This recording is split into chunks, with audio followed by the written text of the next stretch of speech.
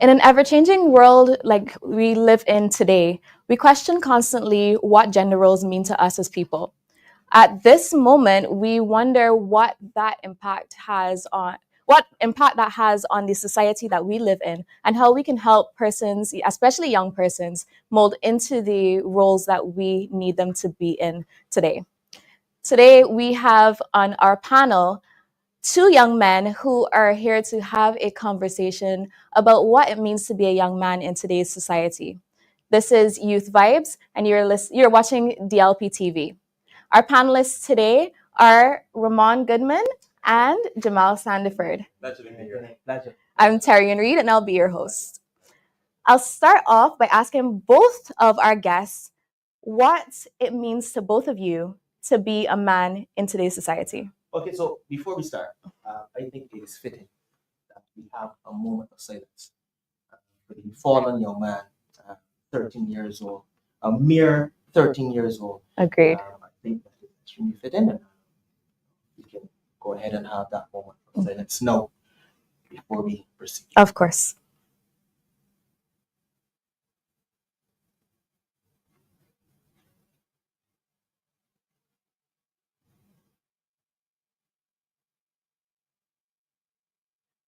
May his family find peace, and may he continue to sleep in same peace. Amen.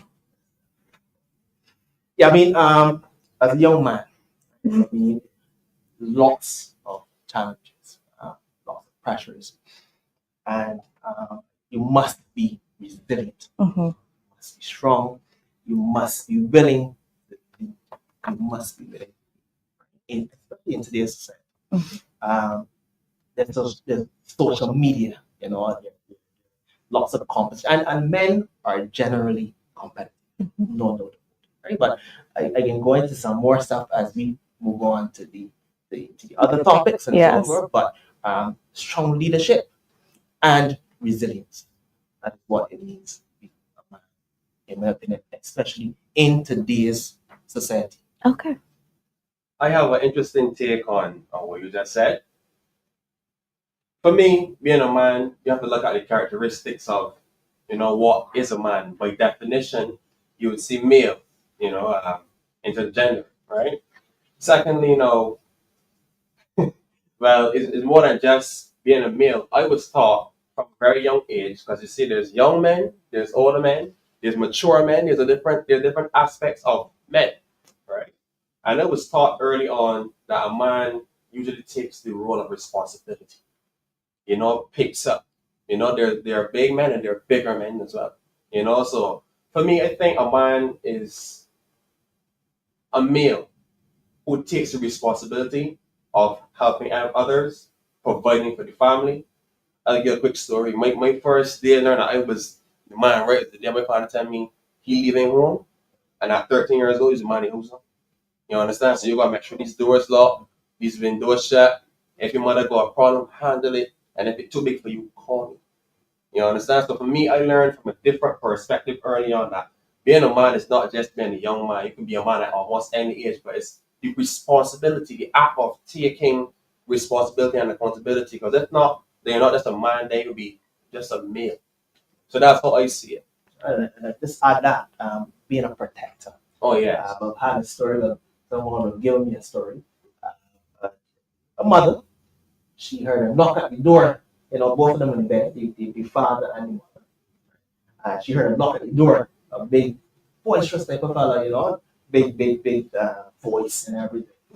And the father said, oh, go and check and see what I, so, and I think that, he should really take up that role. Oh, yeah. Let me see him again. No, yeah, for sure. And I'll tell you now, there was some respect that was lost. With that. He nearly stepped on the couch. I get that. For the reward, for the effort. Of course. So, I think a protector. Oh, yes. The Protect, provide, help, you're supposed to be the person managing, like I wouldn't want to go into that point of view of being a man's world, but we know from history, going back on that, those were the roles that men took on, and that really truly transitioned into the culture that we're supposed to have today. But as we see so many crime and so many different things happening these days, and number one is cause mainly young men. Yeah. So I think that today hopefully there should be a little crash course for the youngsters out here that this is what a man entails. I mean, we know we have struggles, we know we have burdens, and that's what we're here today. I think it's all your socializing. Like I said, I grew up in a household, my father provided in a serious way, right? My mother obviously looked after us, took us on trips and so forth. But he was the one to say hello. Can and so on. You understand? So that is the type of household. Okay, so we have heard provider, Correct. protector, a resilient one, a manager. We have heard anything that I missed? But not manager. I don't think we heard manager. He said, that you manage the affairs of the house. So, You usually govern the house. I remember that Calypso song manager. Oh, fair point. No. Fair point. But We don't want that. a point that I feel like I can expand on. For example, then it's a role of management. Kieran, tell me one thing. If a rat had to be in your house, who you think you would expect to be tasked with removing this pest? Who's the first person you would expect to get up and handle the situation? Would it be you? I don't think that I'm the best person to ask this question to, because realistically it would have been my cat. But I do think that in certain situations, a rat is not a problem for me. But I will tell you, there was a night I went outside and I came back to the door. I didn't see it on the way out, but I saw it on the way in. And the front door, I didn't have the key for it. But the back door that I came through, there was a massive centipede on the door. And when I say massive, I mean like it arched around the doorway that way. No. That was a snake. That was a snake, not a centipede. I had to go through. I jumped through a window that I knew it was open, but most people can't get through. It's a very small window. I'm a very small person, so I jumped through the window and I called. I was like, "Gran," because I'm the only person in the house. The rest of my family was traveling. Gran, I need you to wake up Granddaddy. She's like, okay. She's like, just go and kill it. I was like, I can't go out and kill it. I can't even get back out the house. And he's like, you gotta go and kill it. I'm like, you need to get up. I had to get him out his bed to come and kill this thing. When it ran across the door, I could hear it running across the door. I was like, you need to kill this because I'm not coming out. Yeah. I don't care if tomorrow morning comes, I'm not coming out unless I know it's dead. Yeah. So he killed it. And then when he actually looked at it, he was like, I understand now. It was massive. I don't have to eat more down there. Look. I live next to cane field though. So they do have plenty of room to grow. But the reality is though, we do oftentimes call men in our lives, and we do expect men in our lives to protect us. One thing that I wonder though, how do those expectations impact you guys as men? Like, is it extra pressure? Do you feel as though it puts too much pressure on you all as men, especially dealing with all of the changes that we are experiencing in the world? We're talking about like financially, it's not what it was like to provide 50 years ago. So how do you feel about the pressure now in today's world? It's different, especially with implementation of socials. When we see people doing extremely well, we think they're doing extremely well. Yeah. But I can talk about that as we go on, as how we deal with that. But there's pressure, no doubt about it. But you must obviously look at your strength, and you deal with things based on your strength. Okay. But extra pressure, no doubt about it. Extra pressure, for sure. It's funny you use that term, extra pressure. I guess because it was brought into manhood, or what you see as manhood from an early age, I learned to adapt. You have to adapt, so to me, adaptation is like expected. Like, for example, if you don't know how to put on a lock, right? At some point you can have to learn how to put on a lock. Unless you have the money and the funds. Like, even if you have the money and funds, it's still a good thing to be able to learn how to do certain things. So for me, to me, that's part of being a man. I don't necessarily see it as a big problem. Yes, everything has its, downsides. Yes, as a man in today's economy and today's, especially people having low income earnings and so on, things are a lot more difficult than they probably would have been back then. I like to see it as rising to the occasion. Of course, like, to me, that's what I try to do. Especially, I try to rise to the occasion and make certain that if something comes up, I give it my all. I try to solve that to the probably best way that I can. Right? So for me, I'm not going to say not a problem because everybody's not me. Some people fumble and fall under pressure. That's not me. I try to learn about the occasion and usually it works about it. Yeah, because again, it's pressure, yes, but some people do very well pressure as a man. You have tough enough. Yes, you really should fuck up. Stick with the chest and get the job done. Right? Because I knew what we did. We did we didn't know how to. Obviously, with model connect overseas, this thing by himself. And I mean, he's not a god, he's not a chef. But he can hold it by himself. Yeah. I think that's really important about adapting to life and continuously evolving leads for you to evolve as a program. It's important for everyone. I actually want to this question, both questions, to our third panelist, Dr. Peacock. Hi, good night, everyone. I really want to ask you, what does it mean to you to be a man in Barbados, well, in today's society generally, and what are the pressures of those expectations have on you as a man, and maybe how do you adapt to it? Very loaded question. So, yeah, thanks again for having me here tonight. I would say, being a man, it's a lot to deal with in today's society. The expectations are different, but yet still the same. The rise of feminism, which is good for women. Obviously, it has, there's different ways you can look at it. In Barbados right now, females are the most powerful people. We have a female president, we have a female prime minister, we have a female director of public prosecutions. Many Parliament are female. Females are having the best time they've ever had in the country, and that's a great thing. That could be for centuries in all the countries of the world, all the time. Feel like that equality, while it being a good thing, maybe it's put intimidating, pressuring a lot.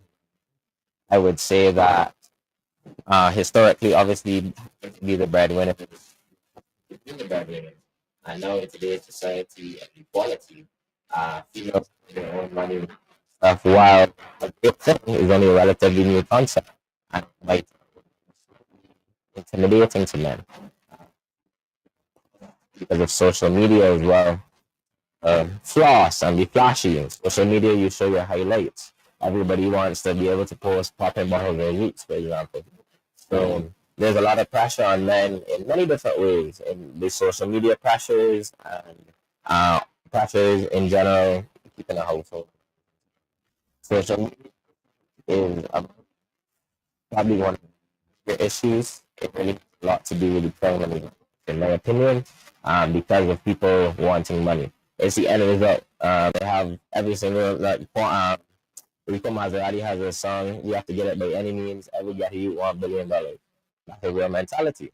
All throughout the ghettos in Barbados.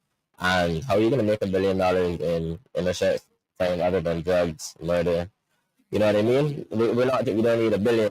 Yeah, a couple grand would be nice for it. The way to make a couple grand in 1 or 2 days is to do a hit, sell a lot of weed, sell a lot of other drugs. There are very few options to make that kind of money. That's well for somebody in that situation. So yeah, all of the pressures of society and appearances on social media, I think are contribute to young benefits. The rise of women can be very intimidating to young men. I, as a woman, I don't see it as it should be something intimidating. I have had the conversation a lot online, especially when it talks about women who are very accomplished. Men have been making the comment that they don't really want a woman who's too accomplished because then what's their purpose? But to me, that classifies one specific thing, and it limits men in their capacity to be an entire human being. I personally wanted to highlight the fact that sometimes I do feel like if sometimes you guys as men are limited in your ability to express yourselves and be multifaceted. I wanted to know if any of you have ever felt as though you were constricted and not able to express yourselves and not able to branch out of what people expect you to be as a man. Well, you made a point, then obviously, the women being dependent, you can say, I think they have to be the husband superior as a man.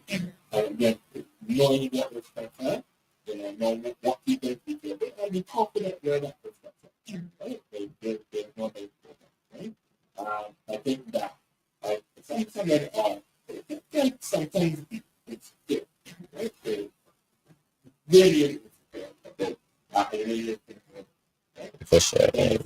It's about how the man feels, therefore how the man is socialized, so forth, and has to do with confidence. Confidence. I think just to shed a little bit of light on my question about Terry just said. For me, I don't believe that, and it's for me, and it's strongly, I don't believe that a woman advancing in life or taking up responsibility is actually a problem. In fact, my dad probably tell you personally, like, I am her number one support I might play before. And no matter what she try to do along the good thing, I learn support her. I learned how to be more do the construction, because like she has a lot of like balloon stuff and so on, and she does decor and so on. So many things need to be done. She may not have the physical strength or even sometimes know how to construct certain things. I wasn't taught to do certain things as well, but I learned from her. And for me, anything that could help her provide more, I say it as a group, as a collective going forward. So I will never see the rise of a woman as a power first thing for her. But then, but more about interesting physically development. As he said, it has to do with security. How secure am I? And I think that actually might be it. If you hear a man complaining, that's how you see it, that a woman doing this and woman doing that, and what is there for me, it means that he has a very limited scope of boundary and what he can achieve and what he can accomplish. So when he see this woman doing this, he's like, I can't compete with that. And I think that's another problem. I don't compete with women. I so I say I don't compete with one. The young gentleman here don't compete with him. And only to a certain degree because we all have strengths and weaknesses. You understand? So for me, that's how I see it. When it comes to the progression of a woman, I think that that's a really we can actually have a president leader. We have a prime minister that's female. This is the first thing in history of our leader, right? So for me, what's next? I mean, like, this should not be a problem. People should not be scared and what comes next from a woman. Probably see what can happen if women are country. So that's how I see it, right? But I feel so what you have to say about how women being accomplished ways and how that makes a man feel. What is your take on that?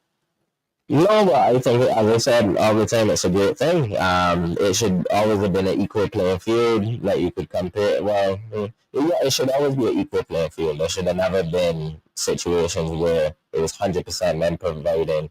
Well, I mean, in today's economy, obviously, in the history of the past and everything, there's free education. Everybody has equal opportunities to get a bachelor's degree, a master's degree, a PhD, and go on to make the same money. Men and women should be making the same money in the workplace for sure. So yeah, I would say that it should be competition that all men welcome, but competition is not really the word. It should just be motivation. It's just everybody doing better all at once. Everybody working together. Obviously the roles, like we have gender roles in society, and in today's society, it's very hard. Like so many people have so many different opinions on what should be happening. Should men still be the dominant providers? Should we be going 50-50? Should men be helping with housework and cooking? Like there's so many different opinions on the matter, and at the end of the day, everybody's gonna have their own personal preference. But I only welcome the equality of women, women making the same money as men. Because at the end of the day, you can build with somebody if y'all have a vision, if y'all want to build a business. There's certain aspects of women that will be able to have advantages over man in business, and obviously they will have certain aspects that men will have that can have advantages over women. So everybody working together in collaboration is good for society. I think it takes people to do Yeah, for sure. yeah, that's right. Mhm. You know, being talented, but you can be see what that For sure.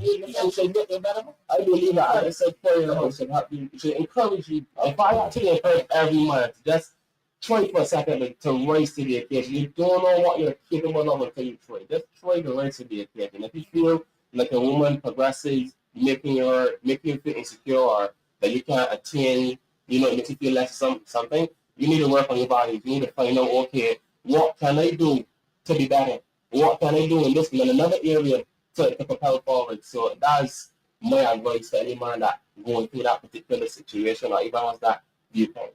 Hey, you work on yourself. For sure. Yeah. You know, 100%, and Mhm. you learn first. You learn first, and you deal with what you have to deal with. It's like, the first thing you do. And then you look on it. So, obviously, that's not.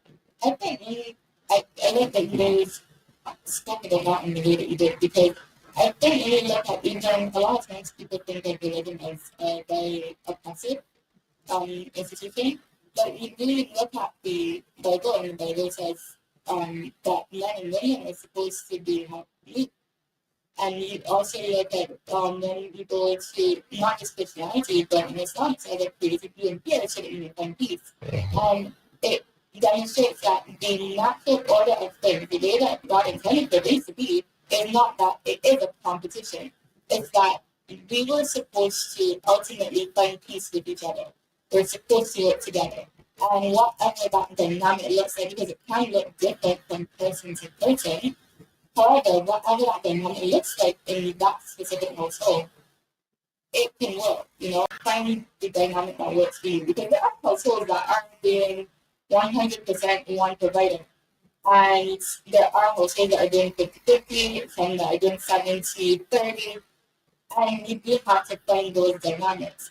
Something I wanted to ask, because I don't think that Barbados has ever had, most houses in Barbados have ever had the dynamic where you see one provider for a long time, and I will say a lot of it is because we do have a history of slavery.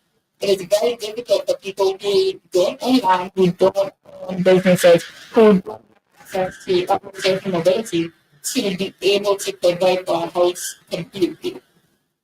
We have always had a dynamic where both persons in the household have provided. However, we're seeing a big shift now to stop people being burdened to be stay-at-home wives or even stay-at-home husbands. How do y'all feel about that new dynamic?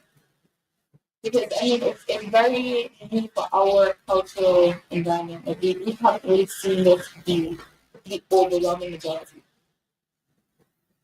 But we had before, one person with the way, right? The leader, I think the only thing that is constant is change. Right? And I always think right? I think it is what the person that affects the children. Right? So, when that dynamic is going down, it benefits the children. Yeah. That is a fantastic dynamic, right? And I think I don't honor that dynamic, but I think, as I mentioned before, that it takes two hands for that. If that really clicks, I think that dynamic can move forward. So, let's be honest with them. I think the beautiful stuff, well, me personally, I would say, I want to like, I don't get money. I don't get money. I get money.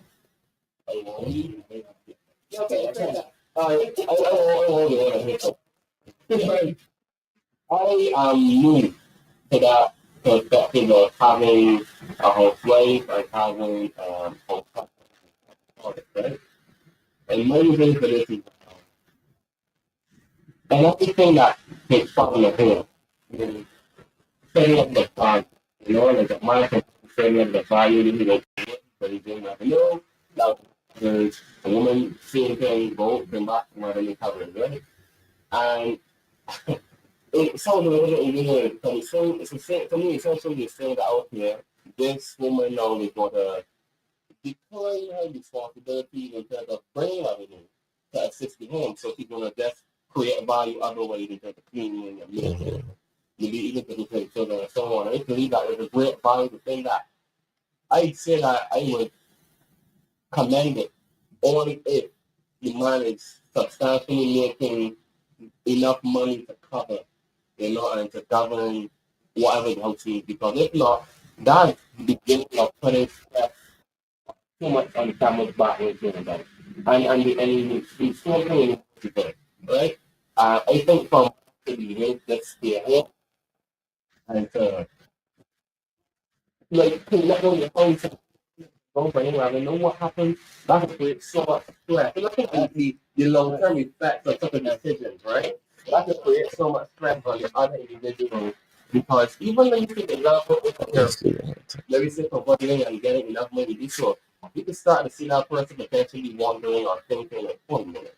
I'm doing all this. What are you doing? You might cause that person to start to think in terms of gain value and skills that I had and say, well, I gotta go work from let me say from 9 to 5. I gotta bring walk so you gotta bring on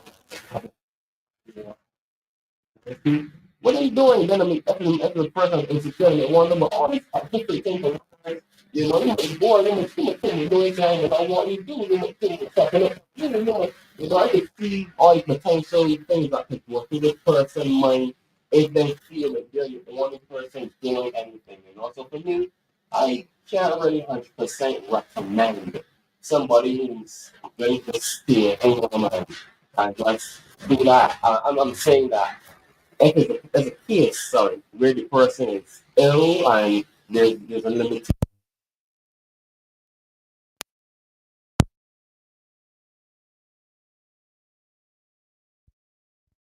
I can understand that situation, right? But if you have your hand, 2 hands, 2 feet, you good health, and you want to stay home and just be at home, I can't recommend it, honestly. Because I can see that there is a lot of very, very sad with right.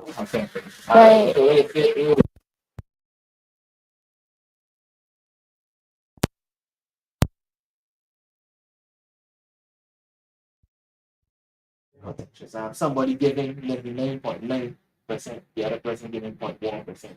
I.e., she's working hard and getting home to bacon, and he's just there sitting down and doing like that. That's what watching TV, being a coach potato on, So I me personally, in fact, let me say that they have a similar representation, we have a lot of culture. We call it the Lillian man. We call it the Lillian man. I don't want to get I don't want to cut the grass. Don't want washing clothes. Don't want washing this. So yeah, I think that's really called the Lillian man. And we see that those relationships don't necessarily be more healthy, and then they don't necessarily last the longest other way. So I think that I wouldn't recommend young men coming up, especially can see for the older generation, they know what they're saying.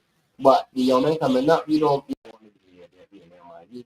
You won't have a lovely, relationship. You got anything to say on this one? Yeah, I would say it has a lot to do with different factors in society, even inflation, for example. Back in the day, it was easier, regardless of it being the man or the woman, it was easier for a household to survive off of one income. Today, in today's society, it's not really realistic. Different people are going to have different views on it. I'm all for anything that benefits your specific situation. You might like a female president. She's got to be the head of that household. There's female president. She's got to be the head of probably the head of those households.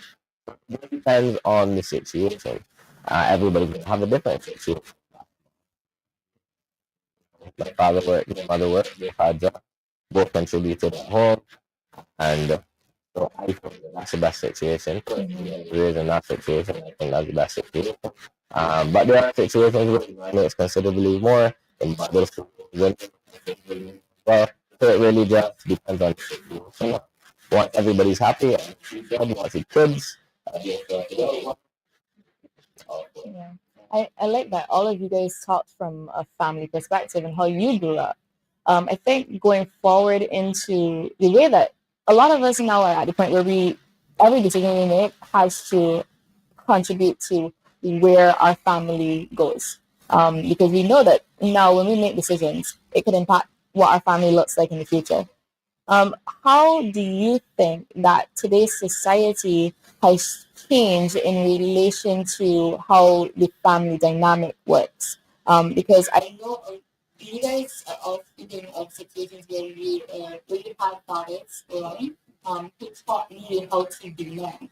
But a lot of people didn't grow up like that. So I wonder what are your perspectives as and I'm speaking as someone who grew up every man in the house. I have a good relationship with my dad. So we all kind of come from that perspective that you do have to kind of understand that there's so many people who don't even know what it looks like for a man to, even if a man is not in a home, but for a man to have a healthy relationship with all the people in that home.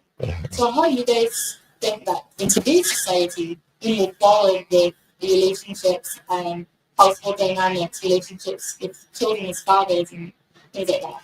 Well, what you can say in regards to a male and the father and his child, who is a girl, who is a lady, I think that is very important to have a close relationship with them. Feeling that, I found that there's a correlation between not having a close relationship and obviously she be seeking attention and every time different time. I found that promiscuity is very rampant when there's not a close study. Let us speak for it, but I'm just saying there's a correlation between the father not giving the daughter that type of attention she needs, telling the daughter, oh, you look pretty today, because if the father doesn't give her that, she goes to school, Somebody tells her that she's special thing in the world, right? the person outside is not going to help with that. Yeah. So time will come out to find people. Not even our country. Law. So I think it's extremely pertinent that the father plays a serious role in the daughter's next years. I think it's a correlation between lack of that and the daughter being. I mean, there are other reasons why people could. Of course. I'm not accusing, but that is one factor. I do think though that it's very important. Of course, yes. For men to play active role in Seriously. Yeah. What are you doing? You got three, Yeah, I will say as a woman, You can get that. women got the everything that. This kind of something better. No, it is. You got 16 to play. Yeah, I was always connected big on that. I remember one time the black guy used to hang close to my head. And I got out the car and this man was like, who's that? And the other man looked down, so it was me. I was like, no, I'm not sure. And they were like, you don't want that to be a problem. Yeah. And it really was because my father is very respected in the community. My grandfather is very respected. My uncle is very respected. And that kind of set the foundation for how other people treated me. Of course. So I agree with you wholeheartedly. I there's a lot of things I can say on that topic. That was very, very broad. I have a very, very broad scope on that topic, right? But what I would say is, I think it's very important for people to have relationships with their children, and let it be let it be male or female. Yes, not having a relationship with them could actually cause things to be very, very hard on them. Not playing a role in their life can make things, maybe have a lack of what responsibility and accountability really could be. And I tend to look at the negatives of that situation because there's a lot of negatives with that situation. a parent doesn't really necessarily have a good relationship or play a very strong role in the child's life. I know a brother of mine who living by home. And I didn't know if he really actually recently got to know him. I learned that he doesn't really have or didn't have his father in his life, right? And he has two what we call youth now, two young adults. And I see he tries his best to be in there because he know what the value of not having a father. Like, so when I say that shows you, like how he could have probably had, and I don't know his full backstory, but I know he would probably have really hard to not know what his father like, probably his father is, not in the cases, right? So, further my point, I'm saying that Ramon made an interesting point as well. He was saying that not having the father or not having the daddy as we call him, right, can make the young girls a bit more promiscuous. At the same time, it makes them probably, resentment of it. Like they could be against them too. And not necessarily seeking what they didn't have, but above and beyond discarding what they didn't have. Like they don't need them. Then they're uninterested in them. Even in the gender relations might have this view that men are nothing and men are beneath them. They don't need men. They say, why they don't have them daddy? Yeah, well, men are trash. They don't have them daddy to support them, so they don't need. So for me, I think it's a very, very important role that men have on that on children, and they need to try to do them best. You need to say, all right, that I got 5 to 6 years to work. Once or twice, let me try to go train and kind of boy play a little football. Whatever you're interested in. You're not interested in anime, but sit down and watch a video. Communicate. Like well, listen, you see that little thing there, that boy, you want to start boy, we don't do that here, right? And be more nurturing and groom that kid from early so that he has a better understanding of what a man does. What roles a man play, right? And especially in this day and age, really seeing in Hollywood, black stars had not dress, going on, and you want to know what boy want to wear high heels now? He thought it was funny to me. No pun intended. So Yeah, I think it's a very critical role that men have in people's well, children, especially relationships. And I think it go on and on forever. But I just the main thing I want to touch on the negatives on why you should really do, because you could not be in that child's life and that boy go outside and see other men and get influence from them other men. He don't have that to tell you, listen, this is how we can get into crypto, this is how we can do that with that money. He see men out selling blocks, and then our man feel that he want no money, he run down for somebody and jump down to somebody carrying and tell him give me everything.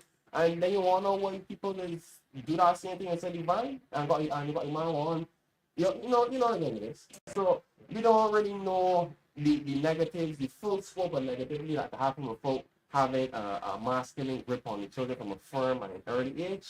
But I know that there's a lot of negatives and they go on and on forever. So I just want to say, like, man, try one of the best. Try one of the best and look for the youngs. Try to make sure to play a role. And I mean, even the ones that don't necessarily have children. You might go a niece, you might go a nephew, you might go a younger cousin for that matter. Try to listen it. Try to give a little bit of point in the right direction and nurturing, right? Yeah, that's because I mentioned the daughters, right? And sons. I think as a man, as a father, you should be your son's first role model. Oh yes. And seriously, right? And yes, something that it's something that they just right. You should be your son's first role model, right? And I find even the no ones, right? The no ones. You know how they do their fancy things and and that man's voice, the bass. Yeah. Like in real life, pull them back from that side, the mother is. Yeah, or she real brawling and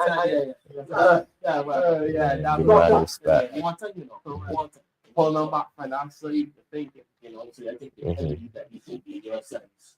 Yeah, that's all I was going to talk about, to be honest. Little people need role models. And as you said, everybody here in this room is grateful and lucky to have had a male role model that was positive in their life. Those that don't, it's very hard to imagine how hard life is without it. both man and women. Society is full of women and men. I do. You need a positive female role model in your mom and a positive male role model in your dad. Lacking one of them, or in the unfortunate situation that some people lack both, it's going to be very tough. If you don't have one of those role models, the best thing to go and do is to try and find one.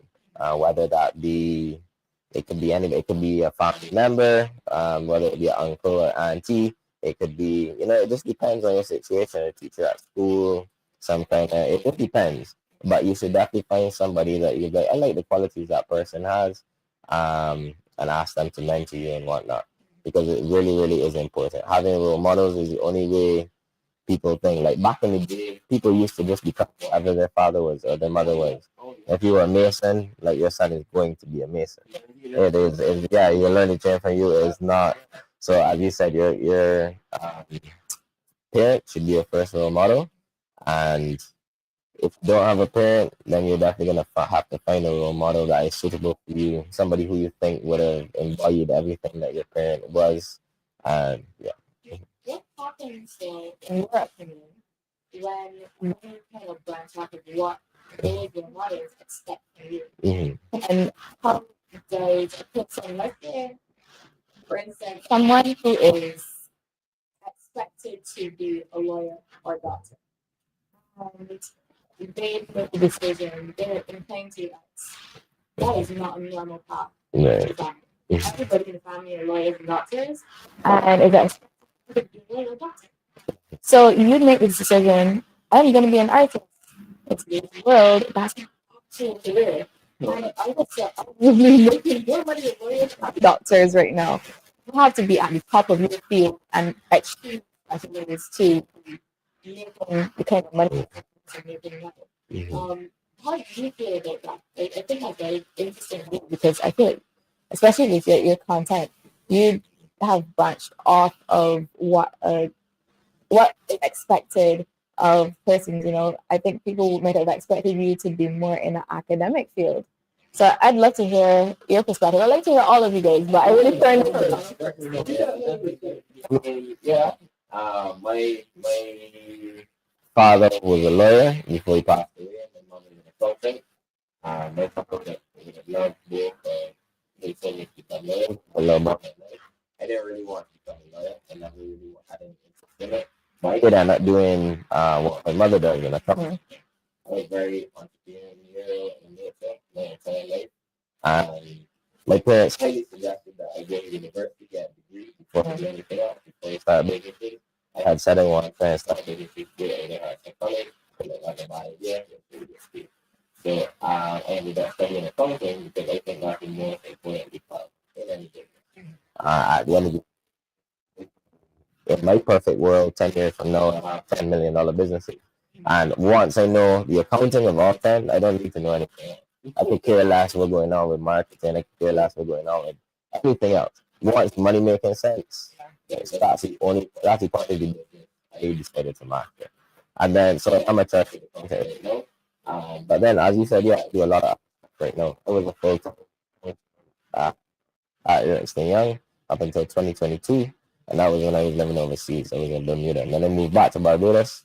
From the time I moved back to Barbados 2022, yeah, I've been an entrepreneur in many different ways. Accounting, agriculture, do a lot of farming. He came straight from the farm from here. And then the content now as well, as of the last year. So it really is just about, society has changed a lot too. Okay, I'm gonna get a job. That job is going to provide for me. Similar to what I said earlier about having one income provider for you. So life has changed again. One income can't provide for a household, and sometimes even one income per person can't provide. So the rise of the side hustle has never been more prominent than any point in time right now. Lots of people require a side hustle. They might have a 9 to 5 and they simply can't meet their bills regardless. So everybody needs to find something that they enjoy. If it's a passion, you won't see it as work. And I think that that's the best way to go about it. If you can't have your 9 to 5, your passion of yours, definitely start a side hustle that is of a passion. There's no get rich quick schemes in life. People try to find things like, I can make real money doing this quickly. That's never going to be true because the world is an efficient place. So as soon as 2 or 3 people get rich quick off of something, everybody's doing it, and the margins are gone. So there's no get rich quick schemes. You need to do something for a couple of years that you love. It's better to do something that you love than anything else.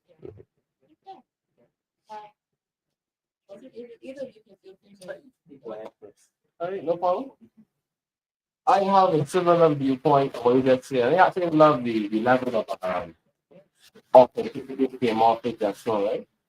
For me, the question was, how do you handle when your parents don't necessarily like the path that you choose? If they had you plan for one path and you deviate off of that path to try a different how do you feel about that, right?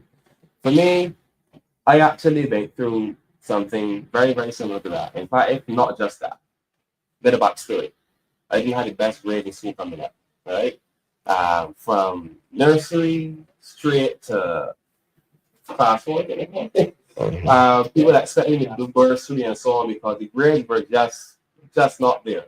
However, it was for different reasons. It wasn't that I wasn't smart. In some cases, it was just that I was kind of uninterested, to be quite honest. And if there was no value in me learning the word, or not immediately value learning the word, what was the purpose of learning the word? So that is where I had to disconnect between what parents wanted and what you wanted. They don't see all the things from their point of view. However, I learned the seriousness of being in class 4, and I learned that if you don't get into a certain school, then essentially you have this fear that it's going to be hard on you. And I'm just going to say something right now for any youngsters that are listening, young girls, don't pay them attention. Do the best you can do, because that's how life goes here. Do the best you can do, and eventually you would get on something that you are best at, right? All right, that's best for you. Now, from class 4, I actually in graduation became the most improved boy, because I had passed for the same school as the top girl. Funny enough, so from everybody getting passed to bursary to training, they passed for the same school top girl. And a lot of people thought it cheating, right? But you can't see that, right? So following that, I went to course in Paris, right? And it made it into one course. It's actually at least at the time, I'm not certain right now, one of the better classes to be in. So I went in there and I actually failed the the term results. I think it was 47 I got. And they shipped me off to summer school. So I would say that I didn't have the most academic, career path, and open up to admit that. And when I left school, I still had some CXCs, right? And the ones I got the more knowledge in were like the food and nutrition, the English, and the POB, right? Going all back at twos and the rest, threes and fours. Point is, those areas were the areas I had more experience in. Come up watching my mother cook, mother bake, father also got into baking, so that became a family affair, that they can like work and sell, and that's where I learned to, pick up the trade of baking, and also asked me, at one point to take over take up the mantle of baking and so on. So that's where that had me pegged in that direction of food, right? And I went into to course in Paris, the one the junior doing check, PDD. But then and I actually refused him 3 times, 3 different years of refusing. And when I left school, I ended up, going to skills training, and I became the valedictorian in 2018. So once again, food path. However, just before COVID, I had a different idea. I realized that I was pretty good at photography, pretty good at content creation. I had the mindset of how to market businesses, how to create value, and I wanted to take a different path. They didn't really take it well. As you know, they had all the investment in you to go one direction. Um, Fun fact, when I first started, investing in the camera and so on, I had a job, food once again. So that really want you, that really want you comfortable. Then you get the layoff papers now and the green papers now and so on. We will fall back to something more average person to go back to food. I went to photography. I went to videography. They would have had the same things with that. I remember the first time I showed my mom some stunning images they had. She was like, "Yeah, they look good, Jamal, but that is a hobby." I'll never get my own say those words. I'll just look me. And it's only after upon she seeing me actually showing money from making this work that it became then, oh, my career, my job. That's when the shit started to happen. So for me, my advice is anytime any child is hearing that you want to be a doctor, that you want to be a lawyer, anything that you think is not necessarily where you want to be a career path, it's okay to have those support, that mental support. I don't want you to be that person, but you need to know for yourself. You need to know, well, okay, I got that work in my hands, and I want to be a mechanic. Try to be the best mechanic you can possibly be. Because God forbid them pass away, you don't got the same support to be a lawyer at home.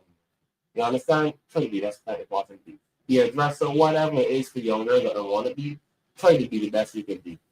I can personally tell you, any entrepreneur job is not the easiest thing because you have to put your own money in it. Oftentimes you don't have mentors to show us, well, this is the way we maneuver here, this is a particular trick or a strategy you can implement.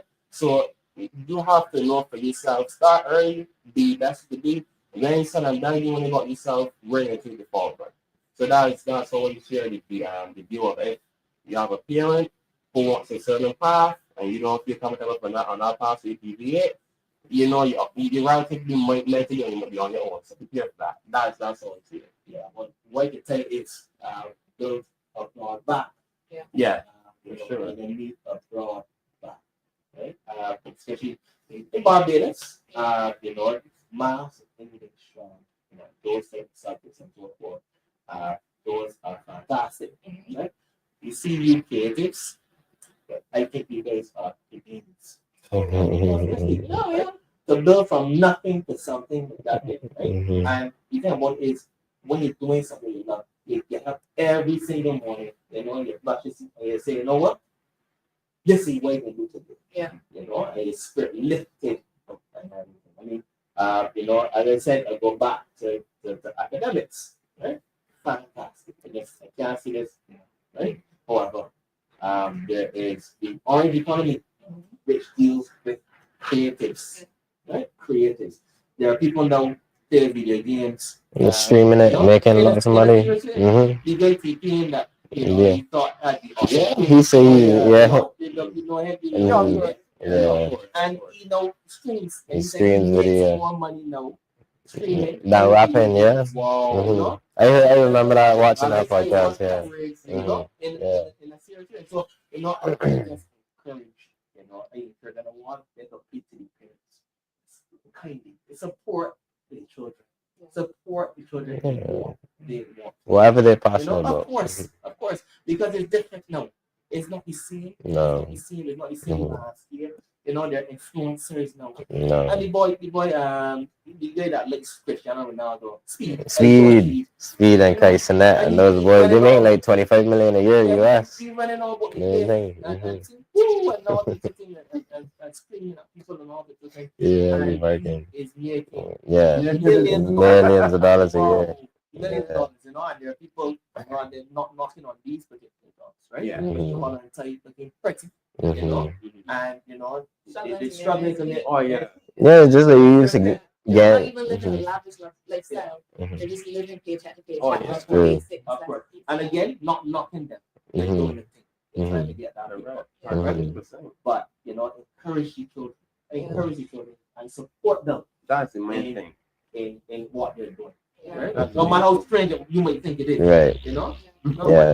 No, a message to the parents would just be from the time you see your child very passionate about something, ask them like, how can you make money from this? Is this something that you could do longer term? Like try to understand it before you like, oh, just stop it. I remember I used to love playing FIFA. I was one of the best FIFA players in Barbados at a point in time, but my parents hated it, you know what I mean? So, and you couldn't make money at the time. Now in 2025, you really could. Like, you're one of the best FIFA players. You could play online for money. You could be streaming it on YouTube, Twitch, everywhere else.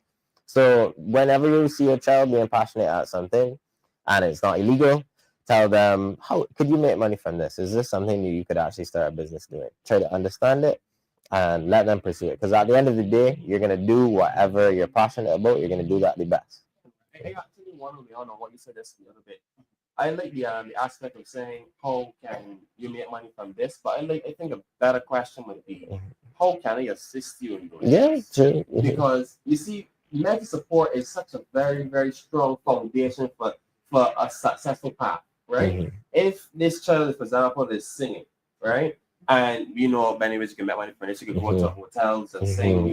You could go start a YouTube channel and sing. Correct. So, but my thing is that doesn't mean that you can be able to get into those areas easily. Yeah, not Something as immediately. small as you knowing that your child can sing, and you saying, well, you know, my girlfriend or my girlfriend know a friend of hers that own a bar. Let me try to network with them and get me see if my daughter could be a good fit for there, and then she get the exposure and she starts to see like what audience could be like, how they respond, and you know all the different viable things that entrepreneurs benefit from in terms of in business, right? I'm saying that from that mindset, you know, not just from monetary gain, but how can I assist? Can I ask somebody else that I know to, you know, give you some singing lessons? Can I, you know, because that's what changes the limitation they're willing to, you know, having access to support even is even more important than most things than money. You know, because when you know you have that person or several persons backing you, pushing you in that direction, you'd be surprised that you can accomplish, you know? You know, I like that you spoke about the mental impact of the support, right? I want to pivot the conversation based on what you guys are saying, because I could imagine having too much pressure to be something that you don't want to be, having a massive negative mental impact on someone. And I think, especially coming out with COVID, people actually started to talk about mental illness. Um, right now, according to the CDC statistics, men are 4 times more likely to kill themselves. I might be a little bit frustrated. I don't know if you can get. Hey, fine. But yeah, I You mean, good? there are the suicide rates for men are 4 times higher than women. Homeless Right? rates higher, lots of Yeah. rates higher. So we know it's not a case where women experience the thoughts less, but it is a case where women do seek help more. I want to hear from you guys what your perspective is on that. Like how you would speak to men who are going through not even necessarily at the level of suicidal thoughts, but mental illness, you know, just feeling depressed or feeling consistently anxious. Like how do you guys tackle that and what recommendations you give to your men? I would first recommend that they find a close friend, you know, and have a one-on-one conversation with them. That's the first thing, right? Now, the thing about it is that people who wouldn't have gone through a mental illness or gone through that type of thing, they do not have a clue. So they can be talking to jellyfish, you know, and no doubt about it, right? So you know, you find that person that you're comfortable with and what have gone through it. That person share their experience, you know, so you can relate to that. But obviously, it can be a relatable conversation. That's not relatable, and you share that. If you have to cry and dribble or whatever you need to do, you know, and just let it out. How do you even find that person? Because in reality, most people who suffer from depression and anxiety, they actively hide those things. You know what is right? You might be surprised, right? If you approach the person, it might open up. You'll be so shocked. You'll be like so shocked. You walk up to your friend, right, and say, "Listen, man, I actually feel like I'm depressed. I'm struggling and you know, putting my own therapist." Because I mean, this happens. It does. Honest. It does. It definitely does. That person, you never talk anything. Yeah. Where that is. I think it happens a lot more with men. Because I go and tell my friends, I'm struggling, right? I should sit down and she will pray with me. Correct. Yeah, we don't have that. If I can tell you, right? I can tell you, when he go to something, he will be crying and giggling, you know, and shit, wrapped up and everything. But, you know, he only pretend, even though it's some sort of facade. Yeah. He can put on something. Yeah, look, man, I'm all in the conversation. I like what I'm hearing. You know, it actually sounds like reality and not just fun thing. Because the sad reality is that a lot of men are scared. They said you're not gonna open up. Even myself, a lot of times when you feel burdened, I don't open up because they say as that's you know reality. You know, you got to struggle, you got to challenge. It's about raising above your education to be successful in the area to try to get as best as successful you could be in that area. However, every man doesn't have that same tenacity. Every man doesn't have that same view. You know, people quick to give up, right? And even the same, not necessarily you quick to give up, but the burden might feel it so much weight for them. Now let's let it go faster. Just let it go, right?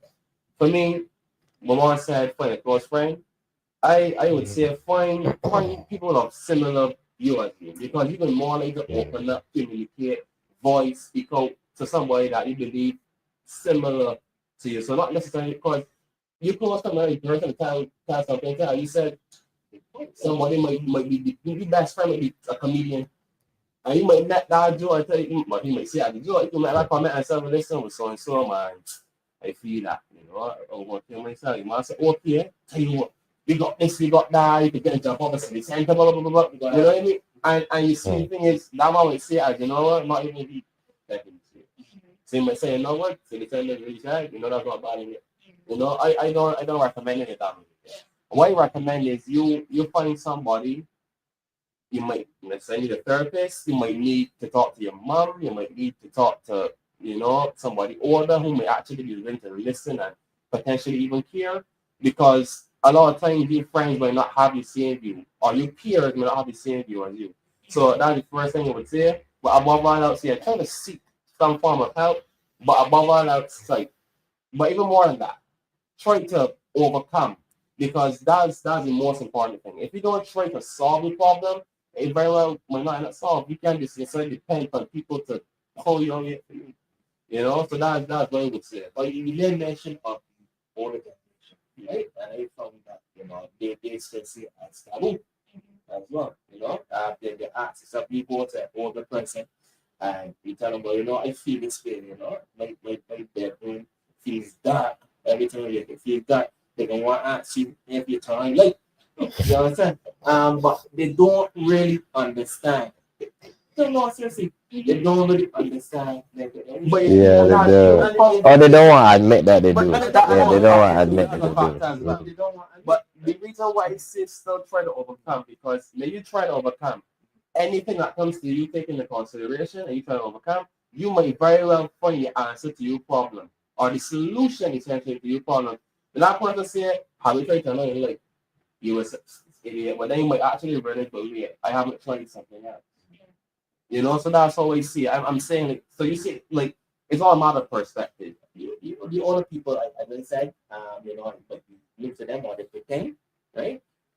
You know, they always want to say, you eat, you know, you're hungry, you know, so I mean, But you know, sometimes some of them do not understand. but even just in our conversation, right? like you just said, when I'm asking you these questions, a lot of times the average person may not even answer those questions. So for me, that's why there's still some value in going to the other person because Yeah, perspective because I think that you actually think that this will help depressed people.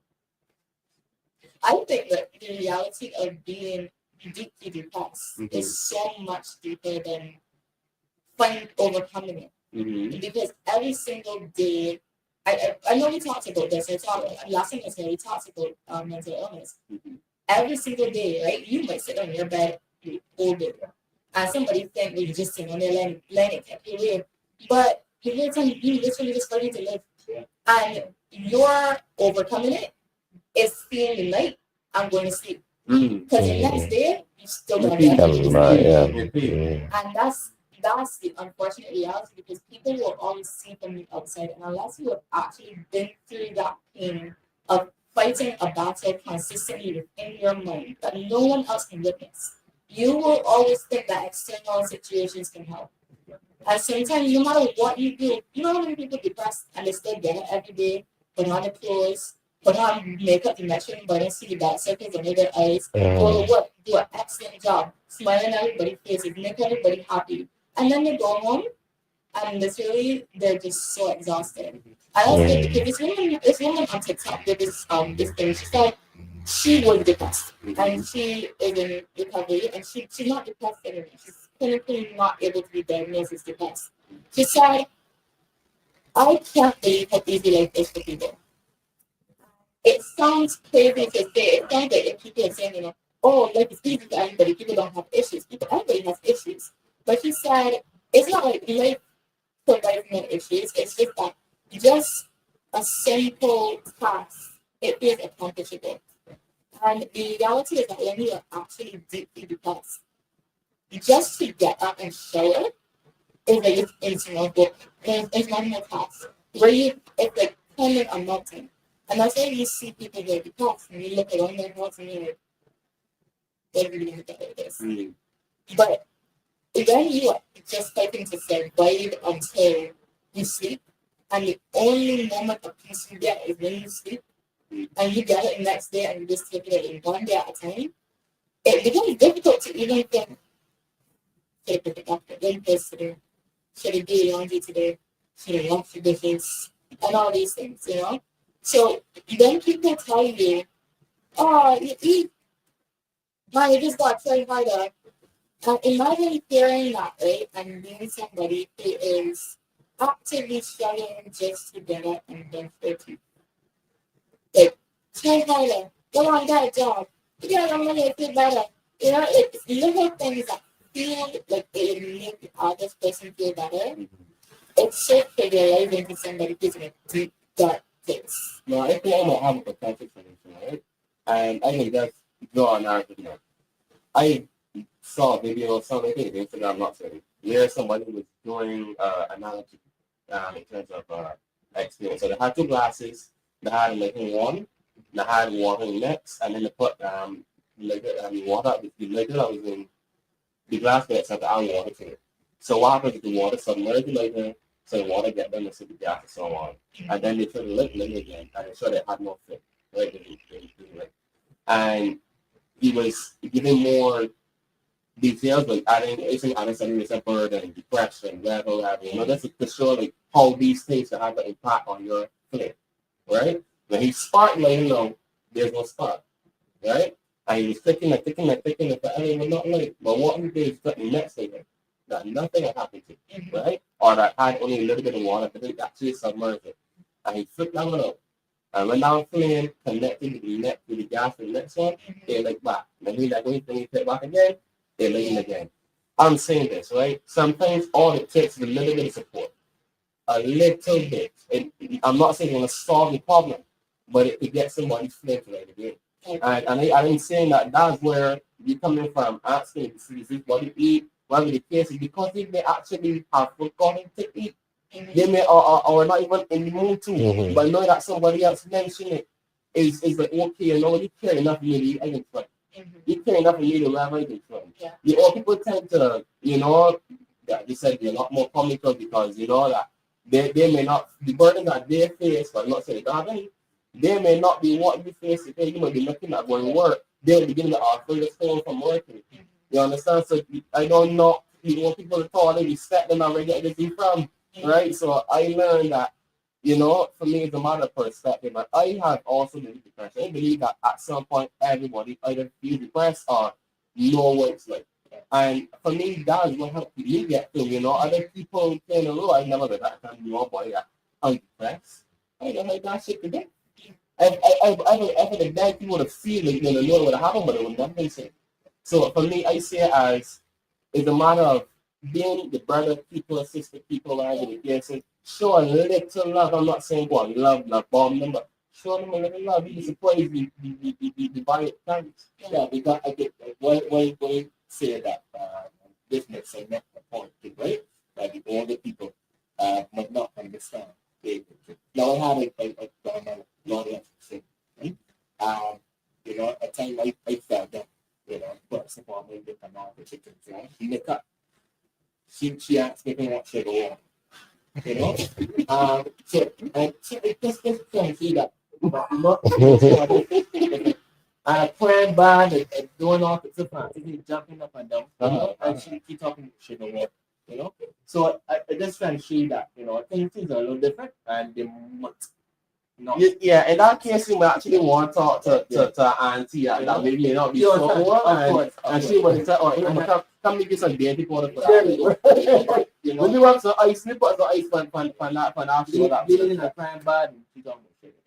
I don't understand where you're coming from, you know. But As an example, some more people it gave joy to millions, and he felt very lucky that he didn't see this. There's some so I kind of think but it really,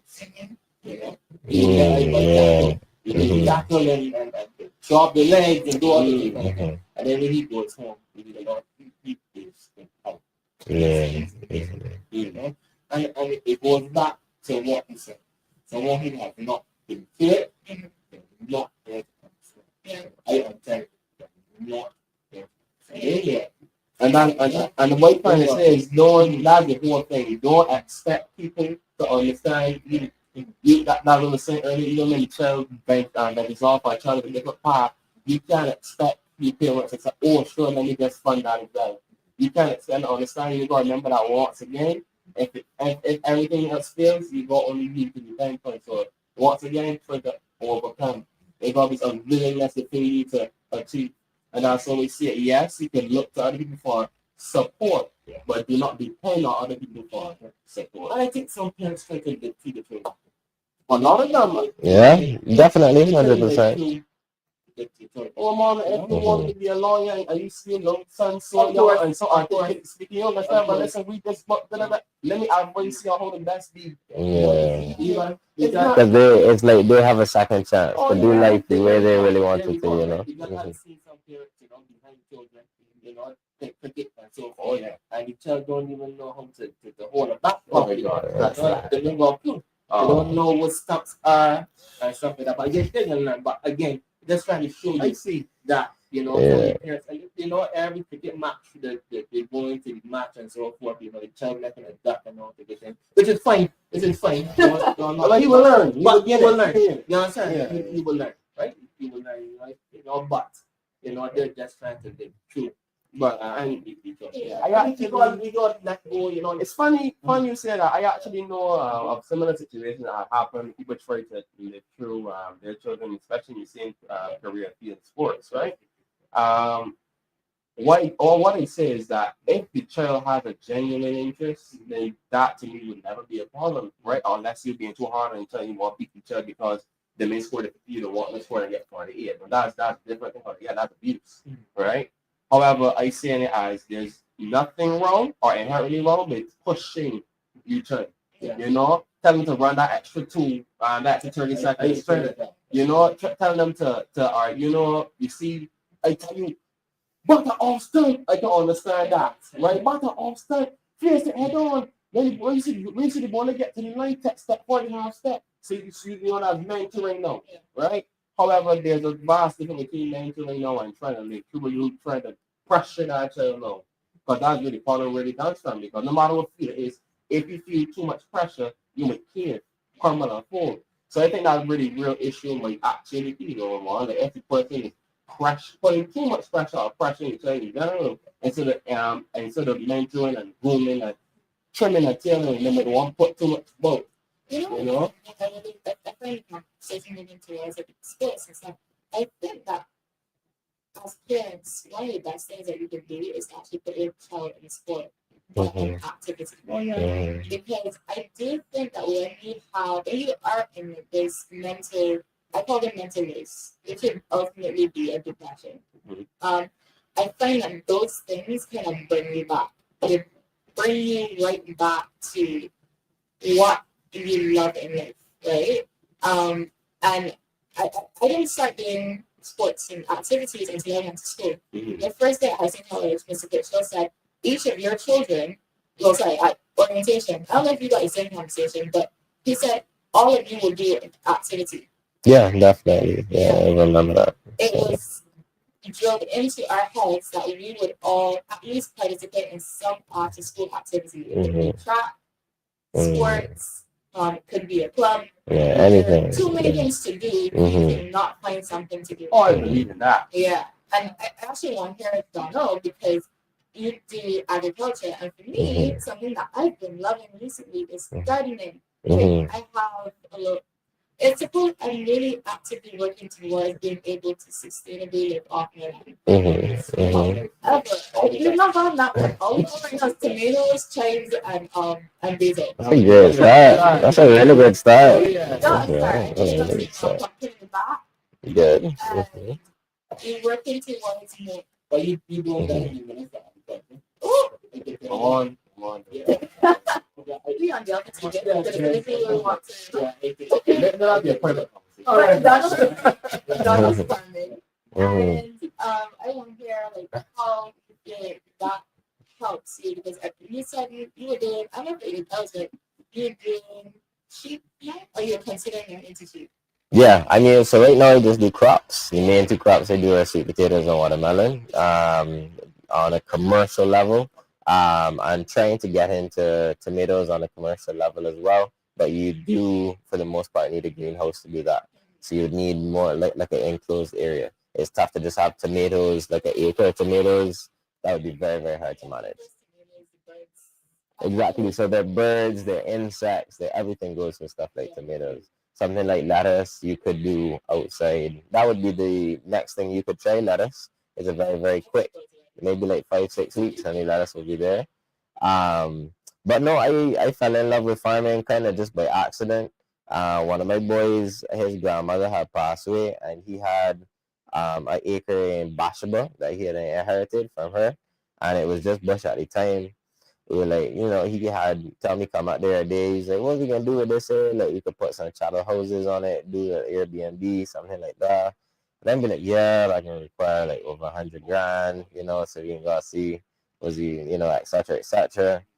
Like a month passed by, and he called me back. He was like, yo, this guy, let me not say anything. That excavator man had passed by that needed some money. He did the job dirt cheap, and now the land is in beds and everything. Like, I can just put down some crops and see what the vibe is. You put down some crops, they grew very well. I don't know if it's just bashable soil or if that work everywhere at the time. But they grew very well. We got a really, really good harvest. He was like, yo, I can actually quit my job and do this full time. He quit his job, did it full time, and that's what he's doing. So, and I was always there, maybe like 2 days a week or so, like throughout that entire process of him like learning it, mastering it, quitting his job for it and everything. So I learned along the way. It was great for me to, learn without having to like put out any money invested.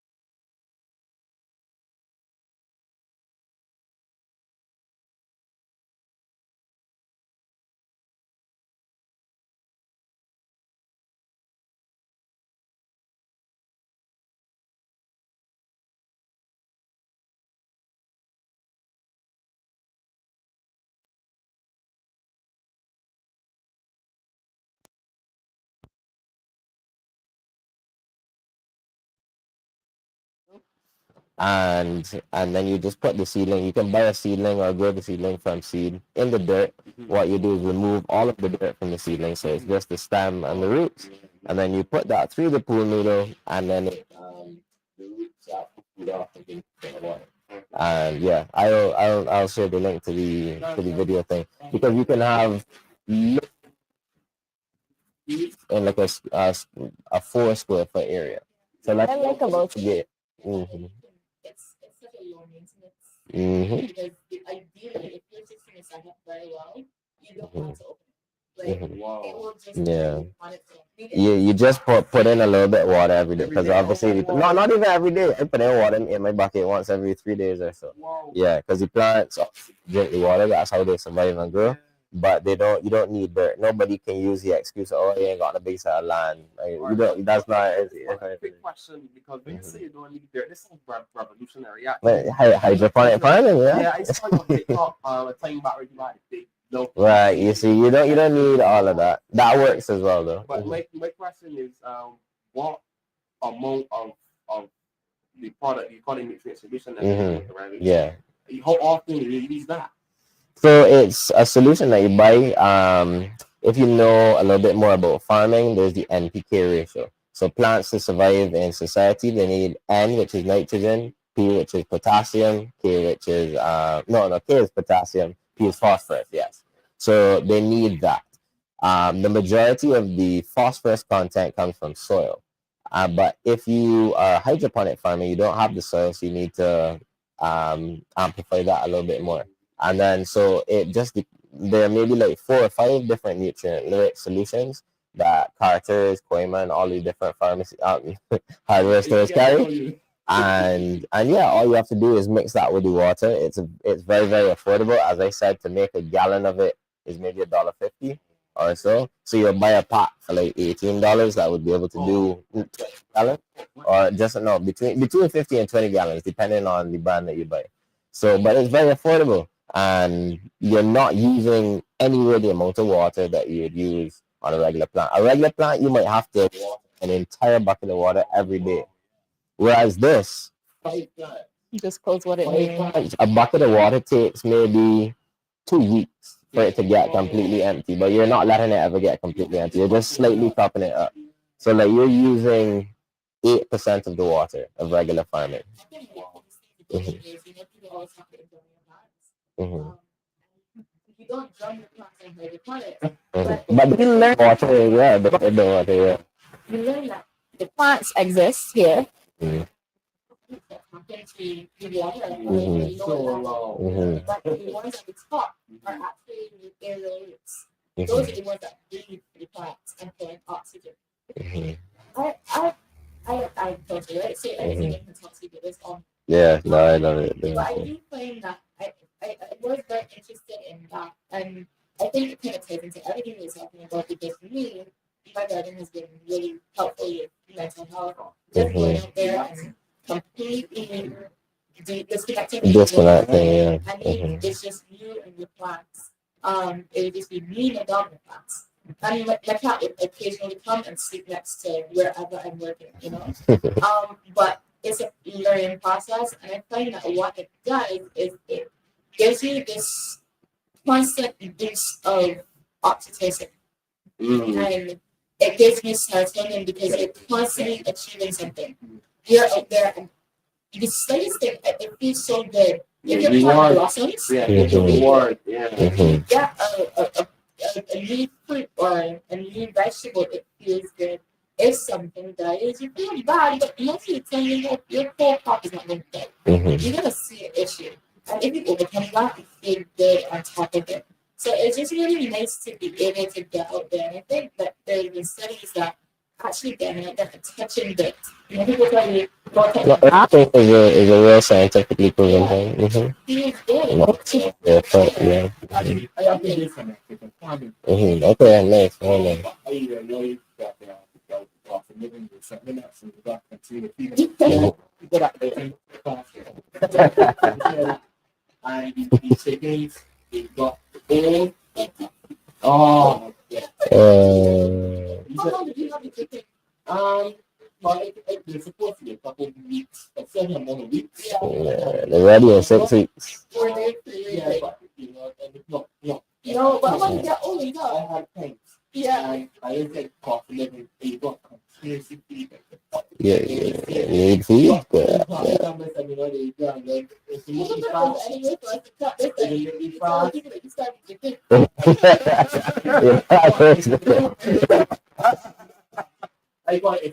Oh wow! Yeah, definitely. Nice chicks. Very cool. Yeah. Mm-hmm. I find a lot of young men are not getting into environment and horticulture, particularly, but I live in St. John. Mm-hmm. Everybody knows I'm in St. John because I love St. John. It's Nice. Yeah. But I most of the guys really have sheep.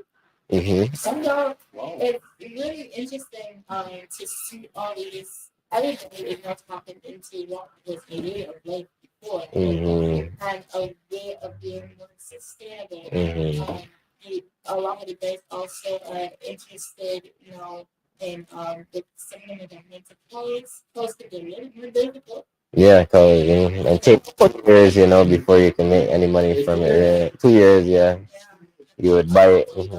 It's hard for you to get me. That's true. Yeah. Most of the time you're gonna get a boat because the boat provides money Mm-hmm. the same way for cheap, Mm-hmm. Most of the time when people are looking to slide, they're looking for Yeah, the biggest, fattest one, But ideally. if you know for this offspring, you don't really want to. yeah. But it's Mhm. really needed mention the fact that people, younger people, Yeah. they're interested in agriculture. Yeah. That is very It is interesting. very lucrative. I mean, I also say this because I understand and the time of year we have to slaughter. And most of the males are gone. But anytime Yeah. that day Mhm. comes, so it can be very lucrative. You live with you for a year, you really don't have to do much of the shoot. If you No, you eat grass and get it some water every now and then. you Yeah. take them inside, if you do take them in, you take them into your car, you take them out, you manage to take them out.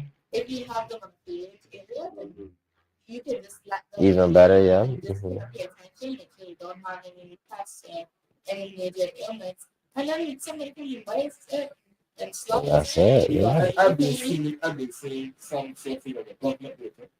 I've seen that, there's no interest from younger people. Yeah. Yeah, agriculture. Which is why the difference from So then it's very interesting that people. also very passionate about that.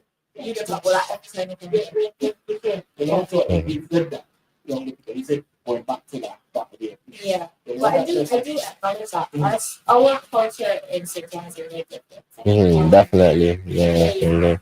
There is if people like to look at it and see that it's not developed. But there's lots of land available. Yeah. Yeah. You Mhm. don't have you don't have the PFC, yes, you don't have to look at class people.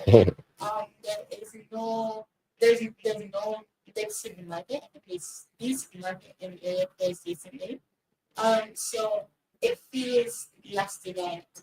But ultimately it is so nice to be up there because I have never been hungry. Mhm. Like somebody always has something. Somebody has sweet potatoes going, somebody has curds going, and maybe you go and get trays if you need it. Somebody has a barbecue cream, barbecue. So you find a very sustainable way of life. And I find it very interesting because me personally, I set my life on course. Yeah, I know that I want my children to be raised in farm. It's that's been a main focus for me because I don't know maybe I did my speak can impact on anything. But I do think it's really important for us to focus on being one family there, a fit pension and things like that. So for me, it's been really beautiful to see the way that we've been moving towards that. Um, Everybody has to take that path. Everybody doesn't have to get into agriculture. Do you find it? And I'm wondering what you guys think about the way forward in terms of, I don't say necessarily, how do you create a sustainable future for our because if you did talk, you didn't hear on the other day's perspective, but some of the words that they use in describing what a man is provider, protector, resilient, a manager, not necessarily they're everything. Yeah. Well, that's really governing. Yeah. Definitely. I would agree with all those perspectives. Yeah. I do think it's very interesting that moving towards a more sustainable way of life is community now. But how do you encourage that while also our society in other ways. So you may have someone who has not a stereotypical normal career, but how do we actively have a sustainable home maybe or providing for our families in other ways? I will express my point on this. I'm saying this because I have an answer for myself. But I want to know what you guys' perspective is. Because my perspective is from a woman and expecting what I would like to see from men in household. Yeah, you mind if I go? Cause I got to run after this. I got one more engagement tonight before this.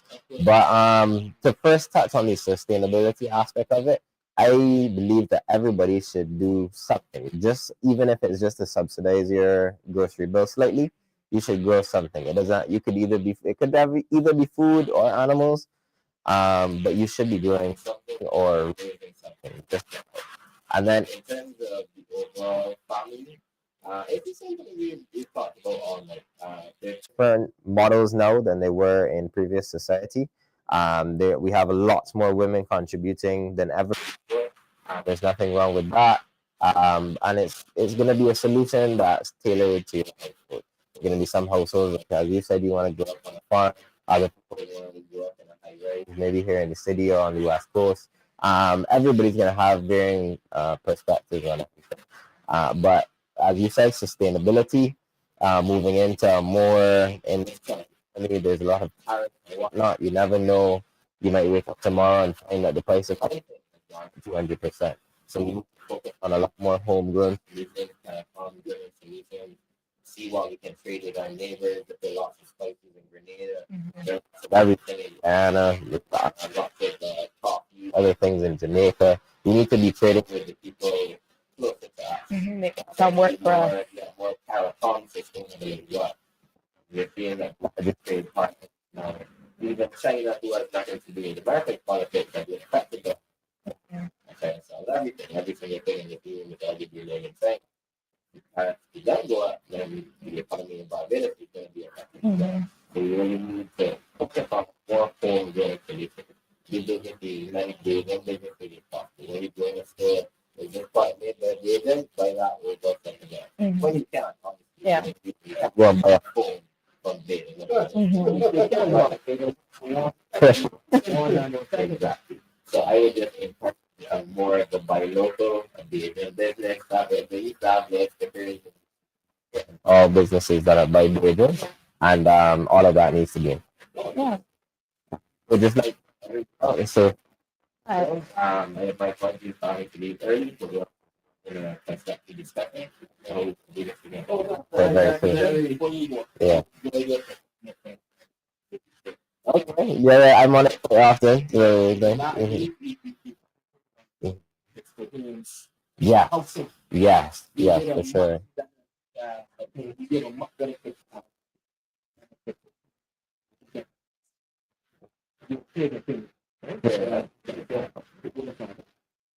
I really. Yeah. Thank you. Yeah. Well, I think you got to start from young. Yeah. You know,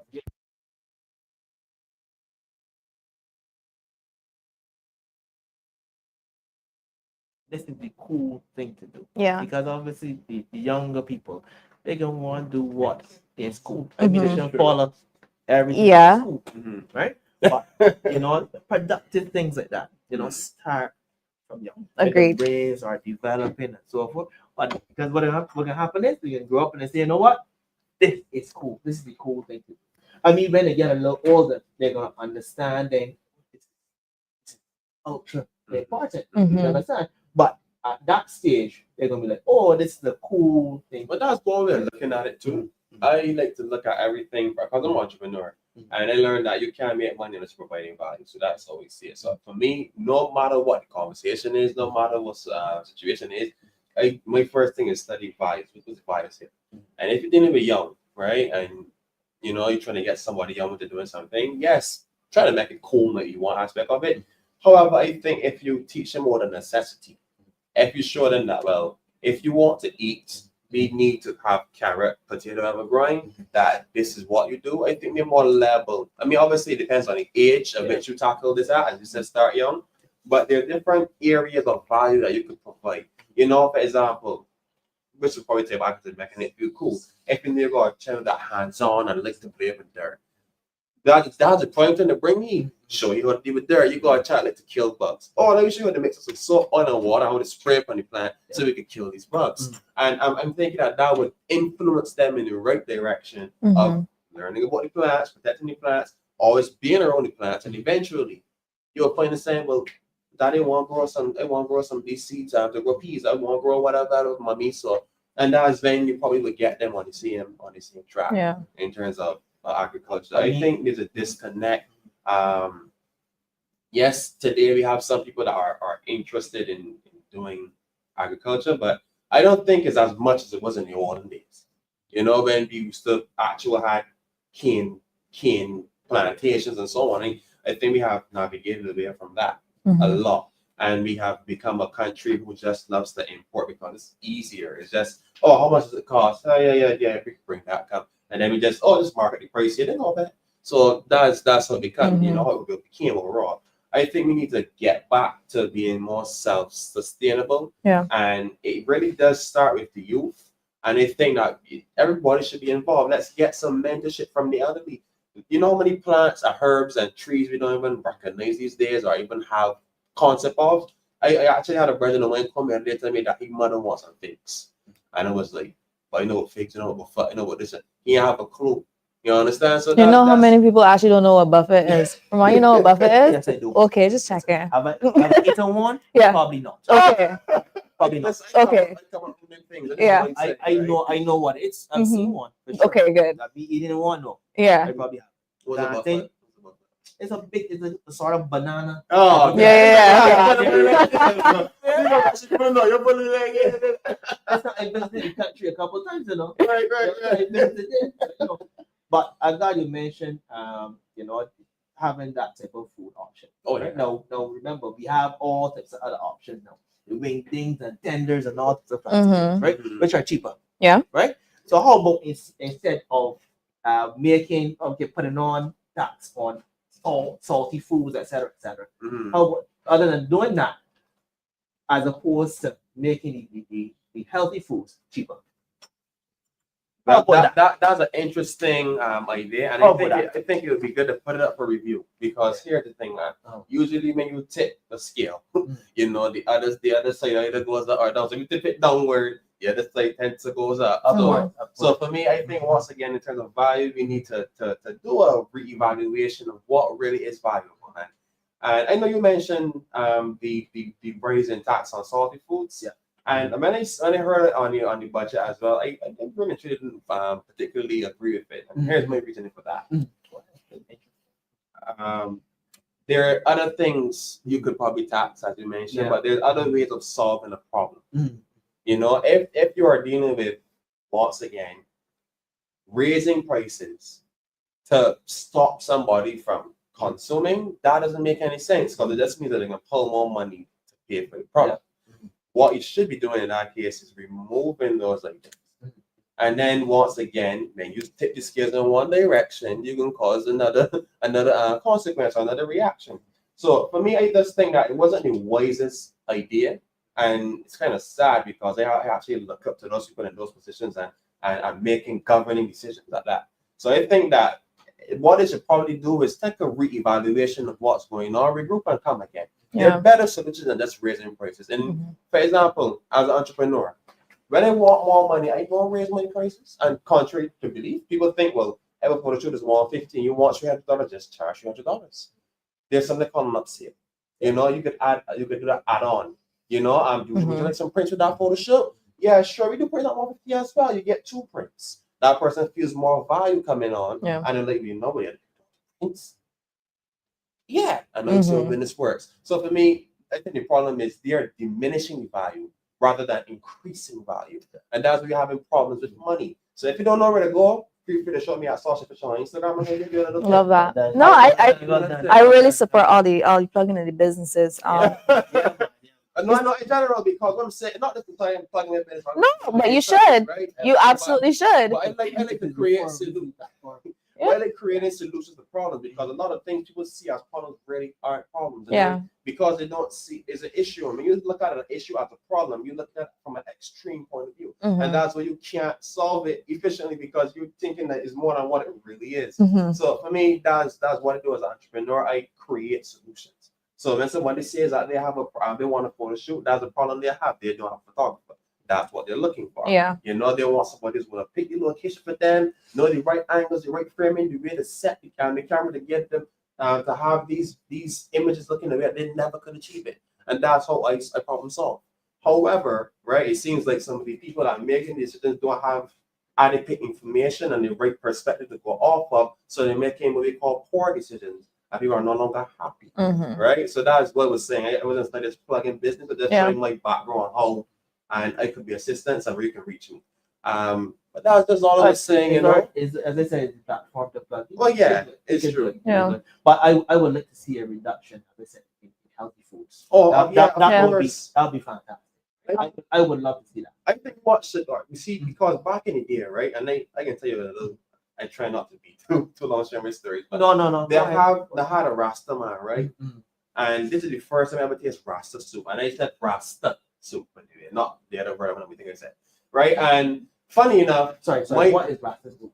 when it's a Rasta soup, I mean it was a soup. The first time I ever tasted a Rasta. Oh, Rasta. You know, I come up from grand's soup, my uncle's soup, and my father do soup, and my mother do soup. But the first time we ever get what you call a Rasta soup, Mhm. the flavors and everything was so unusual because guess what?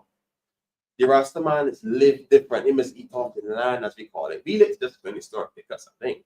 But then we're gonna get the green banana, then we're gonna grow and get the sweet potato, then we're gonna get the edos and the yams and everything. And some of them the carrots and everything I had then grow. Yeah. So it's saying is like the food, the quality was different. And obviously when you're dealing with commercialized, you don't really put too much care into stuff. But I feel overall it would have been more nutritious.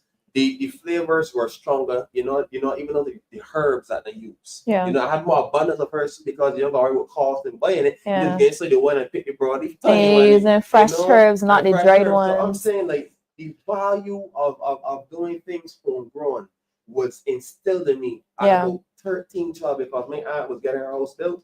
And that was once again the communion that you Yeah. have in the country. Everybody was there, hammering, sawing, mixing something, cement something. And then you were someone to say, all right, yeah, but you had a pot burning, and every 2 minutes you would see chopping up things behind. And even got a cut it where just peel it, cut it, drop it in.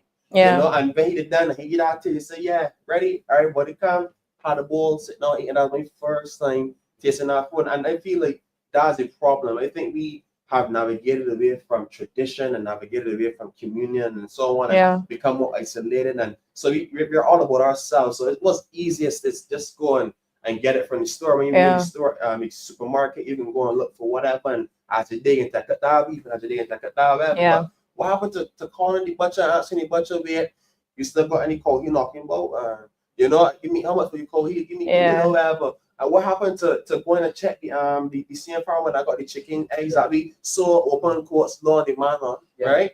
And asking him, you know, like you could give me a good deal for that. So he can buy more from you know, instead of going to the supermarket. So for me, I think that the values have shifted, and that's where I think the real concern is in terms of trying to, you know, deal with things from that perspective. Yeah. You have a jar the amount of sugar that's in fruity.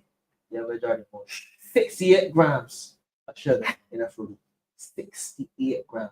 I think I try I do my a little math thing here. That's 17 teaspoons of sugar. You wait for the scientific calculator. Yeah, it's 4, right? It is 4 to 6. I know you. There we I'm go. a chef, so I know you. There we go. Right? So I mean the type of foods and so forth that we as younger people. Yeah. Yeah. So, yeah. If you don't be careful, we ain't get old. Yeah. You understand? Or you get there real fast. Or you get Yep. real fast. Right? You're trying to be honest. I think. Yeah, no, I'm glad he made that point Mhm. because I don't know if y'all on Instagram and TikTok, there's this guy, a Rasta guy, Bongo Hill. Oh yeah. You know, Yeah. I absolutely love watching his content, right? Because I find it really interesting that we have forgotten the way that we used to exist, right? Like you're sick, you do some bush tea, some Cersei bush. Like I used to have my Twitter name used to be a hot cup of Cersei bush, right? And it was a joke because somebody made a joke, was talking about Cersei, and Cersei is spelled Cersei, but the person said Cersei. So for about I think 8 years, my name was Cersei Bush. I deactivated that profile, You but know how hard it is to keep a straight face, you know? I mean, I love it so much. I just laugh at it all the time, and I just be talking about it because people generally don't know what how to spell it. People don't know how to identify it. And that's how you drink a cup of bush tea, right? You got the cold. One thing is it's very Tastes terrible, oh yeah. but you will be good by tomorrow. Like it will lick the cold to you. You got sinus issues, you go get someone in the world or what bit is the car around the world. Yeah, one around and leave them like Love it. They detoxify the body. Love it. We call expel it. Exactly. So you learn these things, right? And I think it's really important that we know think about these things and how we put things into our body. Because I've been noticing the conversation, and this isn't meant to say that everything is men's fault, because it is meant to say that there are some things that we have not for years considered how men factor in, and we have not put the health of men in consideration. But things like when you're having a child, you think, oh, I'm pregnant, or I want to have a child, I'm going to try for a child, and you start eating healthy, and you start doing all the things that you have to do to get your body in place. You start taking folic acid, all these things to make sure you are able to carry this child. But recently research has been showing that some of the developmental issues with fetuses is actually caused by men. And we so it has been changing the perception, and a lot of, well, I don't want to say, I don't know how many men, but I've seen some men say, well, they're gonna actively take a 6 month period or a year-long period along with their partners to change their diets and lifestyles to one that's healthier. Yeah, incredible that. Yeah, It's always funny. no, because I mean, realistically, we've been blamed for a long time. No, I just keep saying. No, I know, but I'm saying it because the viewers may be wondering. Let's be honest. It takes two to tango. It takes two hands to clap, and to get a child or got a baby, you need a sperm and you need an egg. Yeah. And those are the two crucial components. The egg is perfect, but the sperm is weak because of a lot of different areas that the man don't work on. Then obviously the child, let me say before it be 50% because of the egg and 50% because the sperm is now 40% and the child's gonna be 9%. Yeah. So that's just the reality. Yeah, and value, even right? sometimes it's not even that the child is born sickly, but sometimes the child is never born because it doesn't make it. it's not able to pass that gestational period, or sometimes I think I don't want to be quoted on this, but I do think that the research is showing now that preeclampsia, which is extremely deadly for women, and that's deadly for the fetus as well, because usually the fetus and the mother, well, if it's not to a certain point, if it happens before viability, it is very deadly to the fetus and the mother. So it is really important that men actively focus on their health, and not just for kids, but in general. Like, we need to survive, I mean, for example, the man has work construction, right? The average young man can say, all right, I need energy, I can drink four energy drink, four fruity. Yeah. Whatever they need when they get tired to get that boost, the energy to go and continue to work, right? And I actually have a friend of mine who became pre-diabetic through doing horse work, right? I ain't gonna disclose his name, right? But close friend. And all the rest of them was spending jobs telling he, I almost calling me, yeah. Telling he was, you don't come off of that, well, you don't ease off of them, man. But one day he just collapsed for a break. You know, we just got too much heart. Oh, right. Yeah, we call it organized staples, but it's in general terms, right? No, organized. Okay. So what I'm saying is, it is a very, very serious thing, and he's 2-3 years older than me. So if so much, so what I'm saying is that you know, if you're relatively this young, you can become pre-diabetic with all the different Yeah. drinks and whatever. But for him, that was a necessary way of getting through his day. That was Yeah. or a necessary way of overcoming one of his burdens. Yeah. Right. What they did do is they gave him some advice. I think glad the shit out of it, you guys as well too. Boost up on things like sea moss. It doesn't cost you much. You could get the Irish moss, or if you want to go the extra mile, you can go the. All right, I'll plug that. But you're gonna want the herbal store that you see around, and you would get a bag of sea moss from anywhere from $10, $11 to $13, and just blend out some water and drink. Now you can get at least 120 minerals that your body needs that they never really get. So that's just one way to get yourself a little bit more healthy. You know, like health is wealth. You know, you can't get successful for being healthy. Yeah. And then if you do and you're that successful, then what you can do, you can live sharp. So that's always say, you know, you got to put some time into yourself. You know, try to drink up some water with some Celtic salt, because if the salt don't get into the body, the water don't absorb into the body, it just passes through the waste. Yeah. So I just say, as you know, you got to take a bit more care of yourself. And all these things I tell you, by the way, I do follow my own advice. You know, that's why so vigilant with it. But yeah, it's very important. It's very important, and especially when it comes to the transitioning into being a father.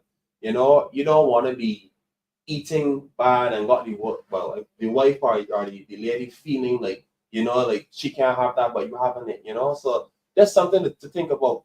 You know, I'm not saying that you let you lady determine how you eat. You know, but you eat to live. You know, you eat to sustain yourself. So. And you also want to be around for a long time, you know, for your kids. Oh yeah. You want to make sure that you're there. You know, that you sickness don't be a burden on them as well. You know, so that's how I see it. I just want to implore the young men there, right? Go and get checked out. You know, some of you guys might be afraid, but you got to overcome that, because really and truly, if you don't get checked out, you know, you can find it hard with. Oh yeah, you find it too. Go and get your tests done. I implore you. Right? Yep. I implore you. You want to live long. You know, you want to, you know, see your children grow up. You know, you want to see them succeed. Please go and get checked up. I believe you should go, but get checked up on a regular basis. Well, it's supposed to be monthly, but a lot of people don't want to take that day away to go to work. You should at least get a yearly checkup, full checkup. Minimum a year. Because there's so many things that you miss. And the age, especially, you know, your body don't always operate the way it wants it. So you might not be studying it now, but you know, within a year, Yeah, I think one of the interesting things is that a lot of men don't get those checkups done. And you don't notice you talked about men being pre-diabetic. I mean, it's not a good thing to be pre-diabetic, because you go to a doctor, they will tell you, or a doctor or a nurse, they will might tell you you're pre-diabetic. But what they actually mean is that you are not necessarily, you're really diabetic. You're just not permanently diabetic yet. But ultimately, there's no real. I think I've heard nurses say that you can't be pre-diabetic. You're either in a state where you are harming your body or not. So you want to keep getting those checks. You want to get your blood sugar checks, your blood pressure. Heart disease is a major killer, especially among Black men. Yeah, and you don't want to find out about that just like that. You want to be mindful of your family history. You know, there are cancers that exist that are very genetic, and you should get those checkups done. And I have friends that have been saved by getting those tests done. Early detection, especially things like prostate cancer, the older you get. But those things were to be tested later in life, but the number is rising so much that they're considering lowering those numbers, you know. Not to forget, because men are not getting STI testing enough. That annoys me. But a lot of men are not getting enough STI testing. And they're finding out about having STIs. Sometimes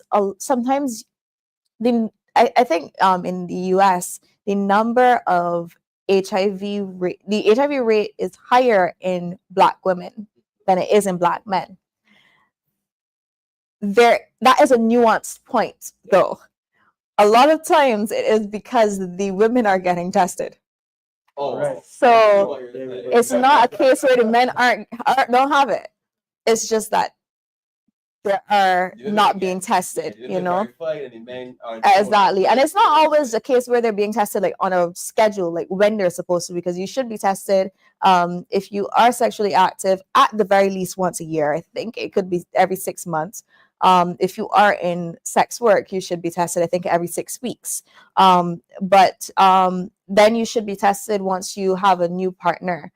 Granted, the incubation period for most STIs is a 6 week period. So you still want to get like double up on those testings. And if you are worried about the costs of testing, polyclinics do testing for free. There is a sexual health clinic that is run at I know Sir Winston Scott does one.